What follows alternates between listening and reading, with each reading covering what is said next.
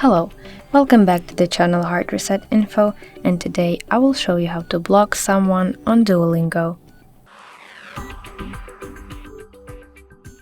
First, open Duolingo on your device. Then click the three-dot button in your bottom right corner and go to your profile.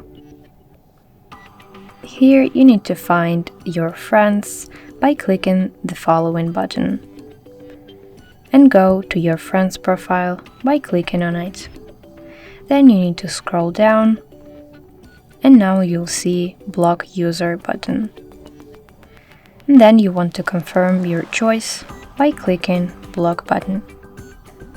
And that's it. I hope you find this video helpful. Please don't forget to subscribe to our channel. See you later. Bye bye.